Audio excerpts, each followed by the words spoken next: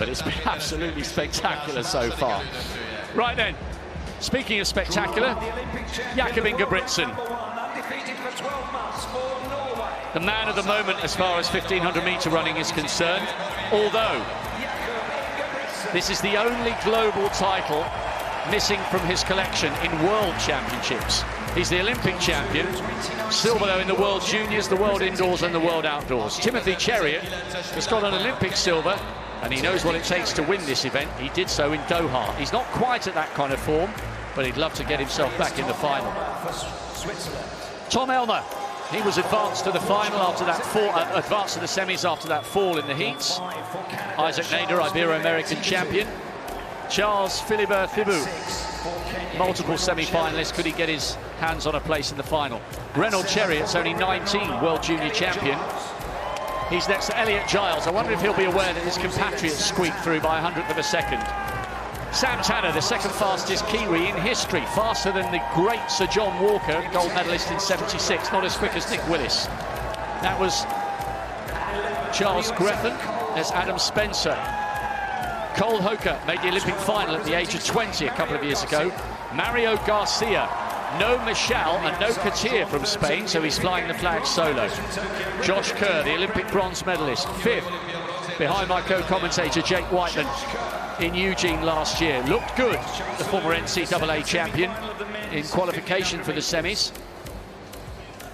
Well, it was 3:32 in a blanket finish in the first of the semi-finals, with 100th of a second between 6th and 7th. Will it be the same here in the second of the semis?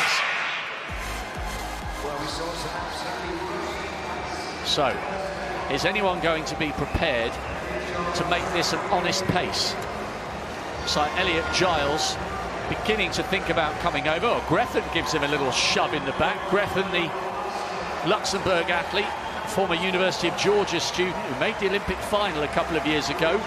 I'll tell you, Elliot Giles is not the smallest man, and he's given him a little bit of a dig there and said, no, listen, I'm having the inside line, and he's taken it. Yeah, that's one of the benefits of being an 800-meter runner, is you learn to get your elbows out and have them a little bit sharpened in these sort of situations. I saw his wife, and he's got his 2 young kids in the stadium here watching him, so I'm sure he's hoping he can do them proud by making it through to his first 1500-meter final at World Champs. So Greffin on the inside then, being roared on by his family. Cole Hoker in second, and then the 2 Brits, Josh Kerr and Elliot Giles, in third and fourth. And I wonder, will Mario Garcia, 4th in the World Championship, bronze medalist in the Euros, very, very good racer, will he, in the chronology of where you are when you're getting ready to race a semi-final, will you even be aware that your mates in the previous semi have gone out, or will you be zone focused on your race and you won't find out till afterwards? So it's different when we used to have the non-automatic qualifiers. You really try to find out. A lot of the time they have a TV in the cool room that you'll be able to watch the previous heat, and the majority of the time the results will be on the scoreboard. So I'm sure he knows that both Spanish have been knocked out, and it's left on him to try and put a Spaniard into this final. Unusual, we're not talking about Jakob Ingebritsen, but he's minding his own business, about 4th from the back, dead level with Timothy Chériot, with that rather distinctive forward lean that's been so effective for so many years. Sam Tanner also not interested in the pace at the moment, and what a good season he's having.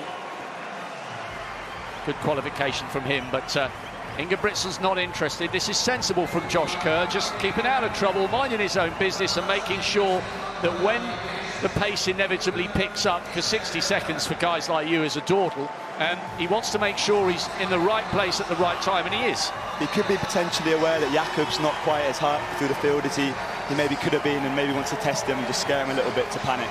But yeah, sensible from Josh. I think when it starts to slow up like that, there's too much risk of getting boxed in and too many bodies that potentially get in your way. So it's a safe option, especially a man of Josh's quality who knows that he can still run strong in this last lap to put himself through. So a good decision, I would say. They take the bell in the second semi-final of the men's 1500 meters. The Olympic bronze medalist Josh Kerr showing great experience and composure here to go off the front, with Garcia, the Spaniard, in second. Cole Hoker, who's got a great turn of speed on him when he needs it, he's in third, and there's all sorts going on here. Jakob Ingebritsen now coming past Neida's shoulder of Portugal. Crowd responding. He's such a popular figure in athletics. They need to get in the first 6. Elliot Giles is going backwards quickly. Greffen just about hanging on. Ingebritsen's motioning to the crowd to give him more excitement. But there's the 6. Ingebritsen, Josh Kerr, Hoka, Garcia, Nasser. And it was the other of the Kenyans, Chariot, to make it through. Good running there. Timothy Chariot, well, a little bit too much for him at the end of a season where he hasn't quite been on fire. But what about that? 90 metres to go. He's turning to the crowd, waving his arm, gesturing because he wants more noise. He is totally in control of these races at the moment. Yeah, he's a showman. We've seen that a few times. I think it was in his 5,000 metre heat last year. He came out and did that, but I would be too worried that something could happen in the home straight. There's still potentially a chance could get clipped, could get an obstruction, someone falling in front. But yeah, he's a very confident man, and I'm sure he's going to have complete 100% assurance in his mind that he can go out and win on Wednesday night. I agree with you. With 80 or 90 to go, it's just a tiny bit risky, but that was just so nonchalant. Like, yeah, whatever. But I mean, it shows you the mark of his confidence. He was miles out of it with 300 to go. And he's got an Olympic bronze medalist forcing the pace.